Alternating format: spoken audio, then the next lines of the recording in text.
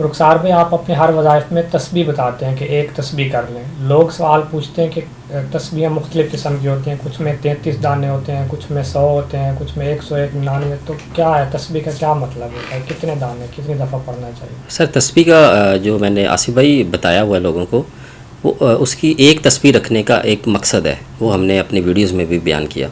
तो अब वो चाहे 33 दाने की रख लें, लेकिन बेहतर होता है कि 100 वाली तो कम से कम हो, ताकि अगर आपने 300-400 भी कोई किसी तादाद में पढ़ना है तो वो आपके लिए ईजी हो जाए पढ़ना। तो इसलिए इसको 100 दाने वाला जो उसके मनके वाली तस्बीह तो लाजमी होनी चाहिए, जो हमारे लोग वज़ाइफ़ करते हैं, अमलियात करते हैं तो उनके पास।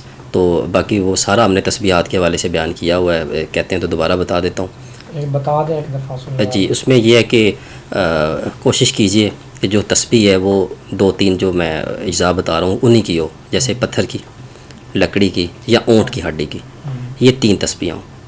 इसके अलावा जो जैसे ही हमने काउंटर वगैरह पकड़े होते हैं, इन पे अमल नहीं होते, इन पे मदामत हम अपनी कर सकते हैं। क्योंकि अब बाज़ औक़ात हम जाते हैं, घर से निकलते हैं, हमारे लिए बड़ा मुश्किल होता है कि एक प्रॉपर हमने तस्बीह को हर वक्त कैरी ऑन किया हो, तो वो एक शो ऑफ में भी आ जाता है और बहुत सारी चीज़ों का वो सबब बनती हैं चीज़ें।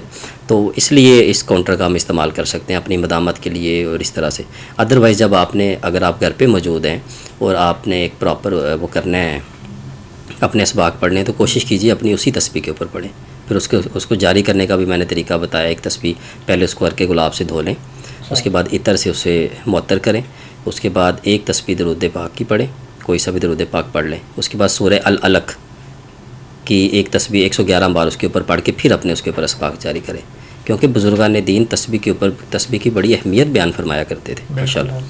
अच्छा, इसके अलावा रुखसार भाई, लोगों के सवालात होते हैं कि आपके जो अक्सर वज़ाइफ होते हैं वो काफ़ी टाइम टेकिंग होते हैं, उनमें वक्त लग जाता है, जबकि आजकल लोगों के पास इतना टाइम नहीं है, तेज़ दुनिया है।